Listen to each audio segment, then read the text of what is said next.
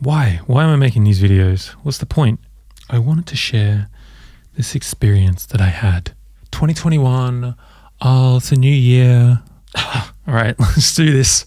All right, so I wanted to try out a slightly different format for this channel, one where I'm just talking straight into the camera and talking to you guys a little bit more openly, a little bit more freely, a little bit less rehearsed and less polished, one where I just get to discuss topics outside of the normal Ableton Live tips and tricks and my jam videos, talking about kind of stuff I find interesting, stuff that I think is helpful, stuff that's based around what I do as a freelancer. It's a new year, 2021, all that jazz. I really hope you guys will find this content interesting and engaging, and that you'll follow me along on my own journey. This is stuff that I just pick up along the way. I love reading a lot of books. I love educating myself on like personal development and lifestyle and habits and routine and all that kinds of stuff. I thought it'd be cool if I could share some of that stuff with you guys, start conversations and see where it goes. There's tons of Ableton Live tutorial videos out there, and I'm really not interested in going down the path of repeating what's already out there. So I try to find stuff which is unique, or stuff that I haven't found, or stuff that I can improve on or actually add some value to, and that's when I'll actually decide to put something out. I think from the comments that I've received on my videos so far, it's been really positive, so I can't thank you guys enough for the support so far. Anyway, I really hope you guys enjoy this new format and this style of video that's going to be going out alongside my existing Ableton videos and my jam videos. I'm still going to be making that stuff, so don't worry, and we'll see where it goes. I really hope you like it, and if you don't like it,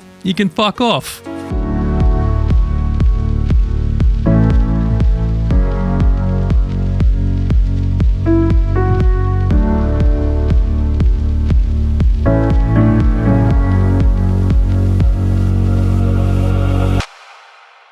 So for those of you who don't know much about me, I'm a DJ, I'm a music producer, I'm a filmmaker, and I'm also an educator. And that's all kind of packaged up into being an independent freelancer, I suppose. I don't have your typical 9-to-5 day job. In fact, I don't think I ever have in my entire life. So as a freelancer, I have that freedom of not being tied down to a specific job. But at the same time, I'm also left to my own devices and have to kind of hold myself accountable for things like showing up to work each day, or doing something productive, or making sure that I can pay the bills at the end of the day, sending invoices, accounting, all this kinds of stuff. Anyway, that's not what today's video is about. Towards the end of last year, I came across this concept of practicing intentional, non-optional daily habits.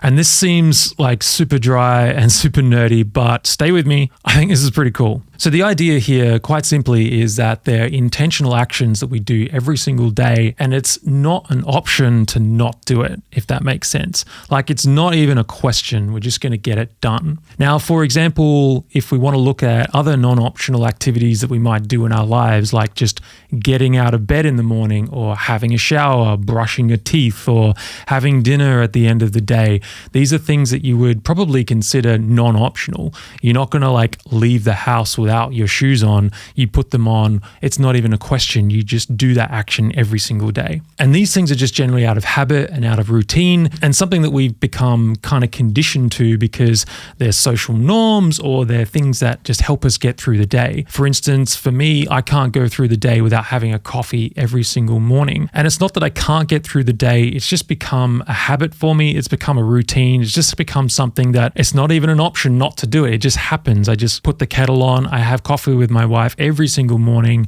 at exactly the same time. So we all have these things every single day, these non-optional activities that we're probably not even aware of. We just do them out of habit. We do them out of routine and conditioning. And I'd almost go as far as saying that these are like default non-optionals. They're not something that we necessarily planned out or thought hard about. They just happen by default. So this idea of having intentional, non-optional daily habits was something that was a new concept to me, and I can't believe I'd never really thought about it before. And I've done similar stuff like this before, where I've tried to pick up new habits or stick to a certain routine or a regime or something, but I'd never really thought about it not being an option. Like, it's just not optional. It gets done no matter what. It's all psychological, it's all up in the head, but I think this kind of mindset has really helped me recently, and it's really helped just kind of ground me, set up a structure and a plan and a routine for me that I can follow every single day is not even a question. So these intentional, non-optional daily habits is something that can roll over into all aspects of your life. I kind of like to look at it as what's really important to you, what do you want to improve on, and what would you look forward to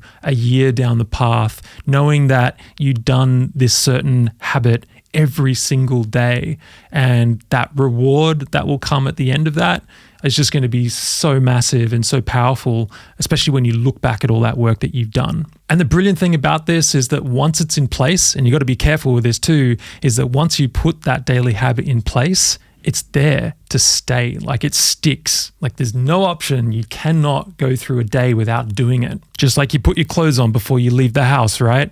Well, maybe some people don't, but you get the idea. So once I started thinking about this, it got me quite excited, and I started actually designing my life or designing my day in a way that I'd never really thought about before. Now, it's pretty important not to go ahead and make your entire day a non-optional day, because it's just not going to be sustainable. And this idea of really focusing on areas of your life that you want to improve, be it a hobby or a skill set or a relationship or some kind of educational content, I think is really powerful. And from my limited experience so far, it's already brought me huge results. So for me personally, I have some non-optional daily habits so far. And I say so far because I'm building on them very, very slowly. I have a 30-minute exercise routine I do every single day. That is a non-optional for me now. I do it every single day. I have 30 minutes where I do some push-ups, I do some sit-ups, I do some dips, planking, all that stuff. I'm also getting back into playing drums, which I've been neglecting for years. So I now have a daily practice routine. It takes about 25 minutes where I practice my paradiddles and double stroke rolls and all that kinds of stuff. Nutrition is something that's really important to me. So last year I was diagnosed with 2 different types of cancer. Some of you may not know that. I used to have a big beard.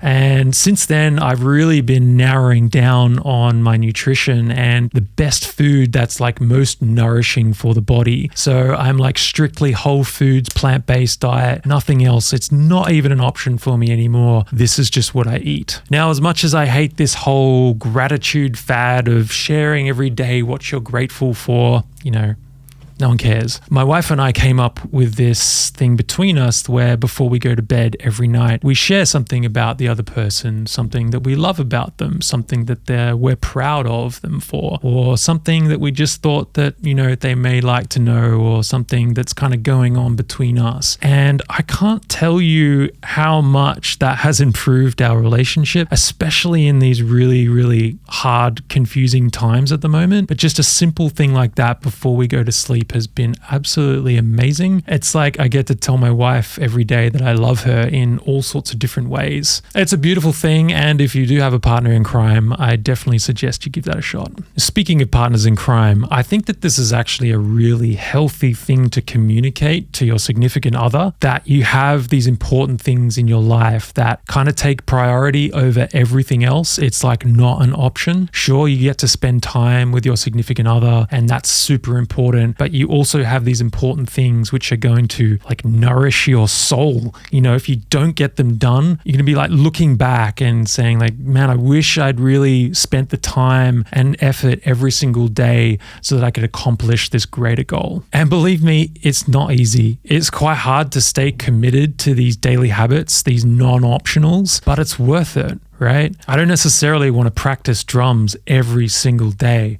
I don't necessarily want to work out every single day as much as I enjoy it. But these non-optionals that I put in place kind of sets me straight and keeps me focused and keeps me coming back and reminding myself that I'm working towards something greater and that that's more important than what's right in front of me or that easy option or the easy way out. Kind of can't believe it's taken me so long to figure this out and to put these things in place. To a certain degree, I think I've always had pretty good habits and pretty good routine, but I've never really put things in place that were like non-negotiable. Like this gets done every day without question. I've never really taken it that seriously. So I think that's kind of why I started small, and I've just been developing a few of these things and things that I know I can really stick to. And I can only imagine what it's going to be like 6 months from now or a year from now. I'm really excited about that. So I do hope you enjoyed this video, guys. Please let me know if you like this new format, or if you thought it sucked. I'd still like the feedback. You can let me know in the comments below. If you did like this video, then please remember to subscribe. It really does help. And be sure to give this video a thumbs up also.